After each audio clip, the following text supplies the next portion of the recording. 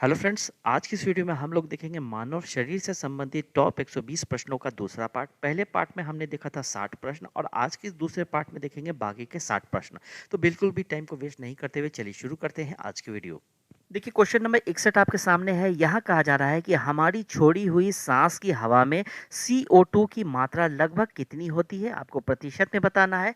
इसका आंसर हो जाएगा ऑप्शन नंबर ए 4%। हमारी छोड़ी हुई सांस की हवा में CO2 की मात्रा होती है 4%। अब देखिए नेक्स्ट प्रश्न है, क्वेश्चन नंबर 62 में है कि मानव शरीर में यूरिया का निर्माण कहाँ होता है। तो मानव शरीर में यूरिया का निर्माण होता है यकृत में। इसका आंसर होगा ऑप्शन नंबर सी यकृत में। अब देखिए नेक्स्ट प्रश्न में है 63 में, रक्त की अशुद्धियां किस अंग में जाकर छनती है। रक्त की अशुद्धियां किस अंग में जाकर छनती है। इसका आंसर हो जाएगा ऑप्शन नंबर बी वृक्कों में।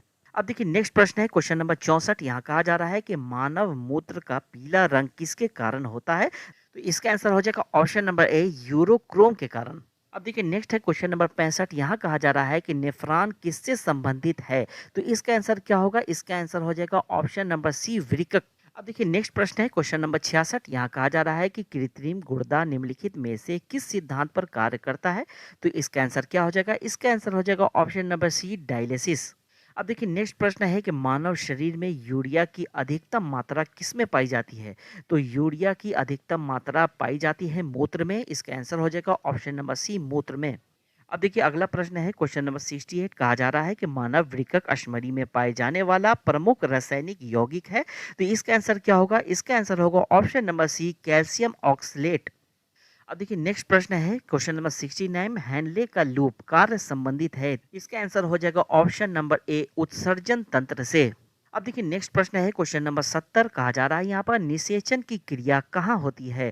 तो इसका आंसर क्या होगा। निषेचन की क्रिया कहाँ होती है। इसका आंसर हो जाएगा ऑप्शन नंबर बी अंडवाहिनी में। अब देखिए नेक्स्ट प्रश्न आपके सामने है। यहाँ कहा जा रहा है कि गर्भाशय में विकसित हो रहे भ्रूण को किस संरचना द्वारा पोषण मिलता है। तो इसका आंसर क्या हो जाएगा। इसका आंसर होगा ऑप्शन नंबर सी प्लेसेंटा द्वारा। अब देखिए नेक्स्ट प्रश्न है क्वेश्चन नंबर 72। यहाँ कहा जा रहा है कि गर्भाशय में मानव भ्रूण किस द्रव में तैरता रहता है। तो इसका आंसर होगा ऑप्शन नंबर बी अमनियोटिक द्रव। देखिए नेक्स्ट प्रश्न आपके सामने है। यहाँ कहा जा रहा है गर्भाशय में शिशु विकसित की जानकारी हेतु किसका प्रयोग किया जाता है। तो इसका आंसर हो जाएगा ऑप्शन नंबर सी अल्ट्रासाउंड। अब देखिए नेक्स्ट प्रश्न है कि गर्भाशय में मानव भ्रूण किस द्रव में तैरता रहता है। तो इसका आंसर हो जाएगा ऑप्शन नंबर बी अमनियोटिक द्रव। अब देखिए नेक्स्ट प्रश्न है। यहाँ कहा जा रहा है कि बच्चों का लिंग निर्धारण किसके गुणसूत्र से होता है। इसका आंसर क्या हो जाएगा। ऑप्शन नंबर ए इसका आंसर हो जाएगा पिता के द्वारा। अब देखिए नेक्स्ट प्रश्न आपके सामने है। यहाँ कहा जा रहा है कि स्त्रियों की नसबंदी को कहा जाता है। तो इसका आंसर क्या हो जाएगा। इसका आंसर हो जाएगा ऑप्शन नंबर बी ट्यूबेक्टोमी। अब देखिए नेक्स्ट प्रश्न आपके सामने है। यहाँ कहा जा रहा है कि पुरुषों की नसबंदी को क्या कहा जाता है। इसका आंसर हो जाएगा ऑप्शन नंबर ए वेसेक्टोमी। अब देखिए नेक्स्ट प्रश्न में कहा जा रहा है कि प्रथम प्रखनली शिशु का नाम था। तो क्या हो जाएगा। इन चारों ऑप्शन में से आपका आंसर आंसर हो जाएगा आपका ऑप्शन नंबर डी लुइस। अब देखिए नेक्स्ट प्रश्न आपके सामने है। यहाँ कहा जा रहा है कि निम्नलिखित में से मनुष्य के शरीर में पाई जाने वाली कौन सी ग्रंथि वहिनी विहीन है। इसका आंसर हो जाएगा अंतस्रावी ग्रंथि। अब देखिए नेक्स्ट प्रश्न आपके सामने है। यहाँ कहा जा रहा है कि इनमें से कौन अंतस्रावी ग्रंथि नहीं है। तो इसका आंसर क्या होगा। इसका आंसर होगा ऑप्शन नंबर डी यकृत। अब देखिए नेक्स्ट प्रश्न आपके सामने है। कहा जा रहा है कि मानव शरीर की किस ग्रंथि को मास्टर ग्रंथि कहा जाता है। तो इसका आंसर क्या होगा। इसका आंसर हो जाएगा ऑप्शन नंबर सी पीयूष। अब देखिए नेक्स्ट क्वेश्चन है। यहाँ कहा जा रहा है कि मनुष्य के शरीर की सबसे छोटी ग्रंथि कौन सी है। तो इसका आंसर हो जाएगा ऑप्शन नंबर सी पिट्यूटरी। अब देखिए नेक्स्ट क्वेश्चन है आपके सामने है। यहाँ कहा जा रहा है कि पिट्यूटरी ग्रंथि कहाँ होती है। तो इसका आंसर होगा ऑप्शन नंबर ए मस्तिष्क में। अब देखिए नेक्स्ट प्रश्न है कि वृद्धि हार्मोन ग्रोथ हार्मोन कहाँ से स्रावित होता है। इसका आंसर क्या हो जाएगा। ग्रोथ हार्मोन कहाँ से स्रावित होता है। इसका आंसर होगा ऑप्शन नंबर डी पिट्यूटरी। अब देखिए नेक्स्ट प्रश्न आपके सामने है। यहाँ कहा जा रहा है कि ऑक्सीटोसिन हार्मोन स्रावित करने वाली ग्रंथि है। तो इसका आंसर क्या हो जाएगा। इसका आंसर होगा ऑप्शन नंबर ए पीयूष। अब देखिए नेक्स्ट प्रश्न आपके सामने है। यहाँ कहा जा रहा है कि पीनियल ग्रंथि कहाँ होती है। इसका आंसर हो जाएगा ऑप्शन नंबर बी मस्तिष्क में। अब देखिए नेक्स्ट प्रश्न है आपके सामने है। यहाँ कहा जा रहा है कि थायराइड ग्रंथि से थायरॉक्सिन स्रावित करने के लिए उत्तेजित करने वाला अंतस्रावी कौन सा है। तो इसका आंसर होगा ऑप्शन नंबर ए TSH। अब देखिए नेक्स्ट प्रश्न में कहा जा रहा है कि निम्नलिखित में से कौन सी अंतस्रावी ग्रंथि पीयूष ग्रंथि से स्वतंत्र कार्य करती है? इसका आंसर क्या होगा? इसका आंसर हो जाएगा ऑप्शन नंबर डी, प्रोटू। अब देखिए नेक्स्ट प्रश्न में कहा जा रहा है कि मनुष्य में सबसे बड़ी ग्रंथि है, तो इनमें से कौन सा आपका आंसर हो जाएगा? आंसर आपका हो जाएगा ऑप्शन नंबर बी, यकृत। अब देखिए नेक्स्ट प्रश्न आपके सामने है, कहा जा रहा है कि निम्नलिखित में से कौन सी ग्रंथि आश्रु यानी टीयर स्रावित करती है? तो इसका आंसर क्या होगा? इसका आंसर हो जाएगा ऑप्शन नंबर ए, लैक्रिमल। अब देखिए नेक्स्ट प्रश्न आपके सामने है, यहाँ कहा जा रहा है कि मादा जनन हार्मोन है, तो इनमें से कौन सा आपका आंसर हो जाएगा? आंसर हो जाएगा ऑप्शन नंबर डी, उपर्युक्त सभी। अब देखिए नेक्स्ट प्रश्न आपके सामने है, कहा जा रहा है कि नर लैंगिक हार्मोन कौन सी है? तो नर लैंगिक हार्मोन इनमें से कौन सी है? इसका आंसर होगा ऑप्शन नंबर सी, टेस्टोस्टेरोन।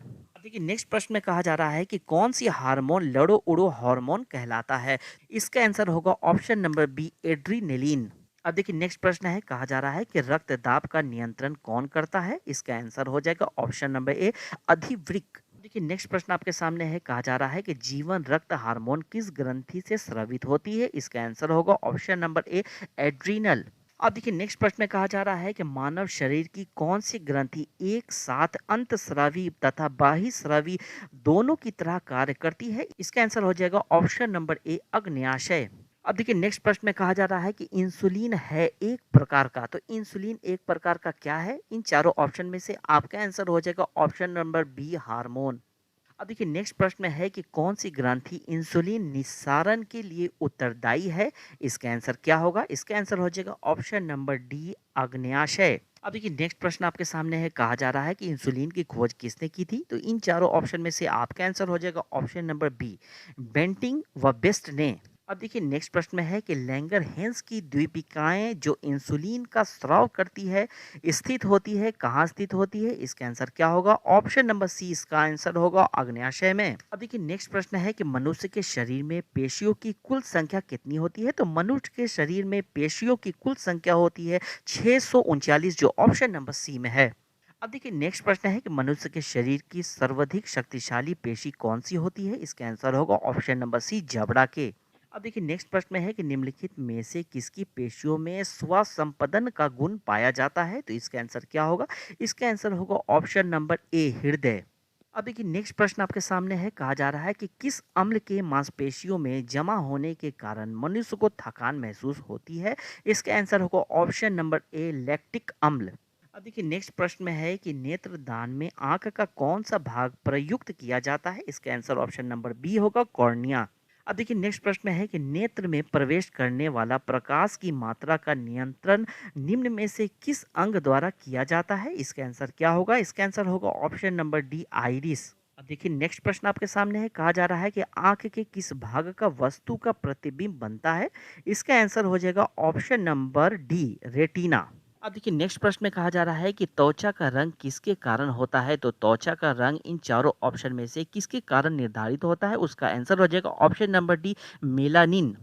अब देखिए नेक्स्ट प्रश्न में कहा जा रहा है कि मनुष्य में त्वचा किस स्थान पर सबसे अधिक मोटी होती है? तो इसका आंसर क्या हो जाएगा? इसका आंसर होगा ऑप्शन नंबर ए, तालू पर। अब देखिए नेक्स्ट प्रश्न आपके सामने है, कहा जा रहा है कि मानव शरीर का सबसे बड़ा अंग कौन सा है? तो मानव शरीर का सबसे बड़ा अंग होता है चमड़ा, जिसका आंसर हो जाएगा ऑप्शन नंबर सी, चमड़ा। अब देखिए नेक्स्ट प्रश्न आपके सामने है, यहाँ कहा जा रहा है कि त्वचा की ऊपरी सतह कहलाती है, तो त्वचा की ऊपरी सतह क्या कहलाती है? इसका आंसर होगा ऑप्शन नंबर ए, एपिडर्मिस। अब देखिए नेक्स्ट प्रश्न आपके सामने है, कहा जा रहा है कि किसी प्राणी के शरीर के समस्त भार का अधिकांश भाग होता है, तो अधिकांश भाग क्या होता है? इसका आंसर हो जाएगा ऑप्शन नंबर ए, जल।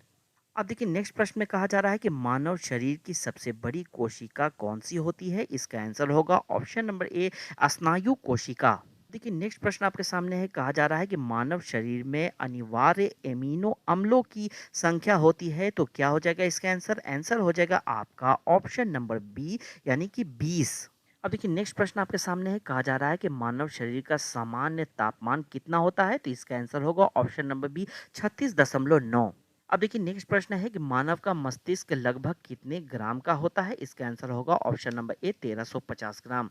अब देखिए नेक्स्ट प्रश्न आपके सामने है, कहा जा रहा है कि एक रासायनिक पदार्थ जो रक्त का थक्का बनाता है, इसका आंसर हो जाएगा ऑप्शन नंबर ए फिलोक्विनोस। अब देखिए नेक्स्ट प्रश्न है कि निम्नलिखित में से कौन सी मानव हार्मोन में आयोडीन मिश्रित होता है, इसका आंसर हो जाएगा ऑप्शन नंबर डी थायरोक्सिन। अब देखिए नेक्स्ट प्रश्न है कि ईईजी का प्रयोग किसकी गतिविधि दर्ज करने के लिए किया जाता है, इसका आंसर हो जाएगा ऑप्शन नंबर डी मांसपेशियां।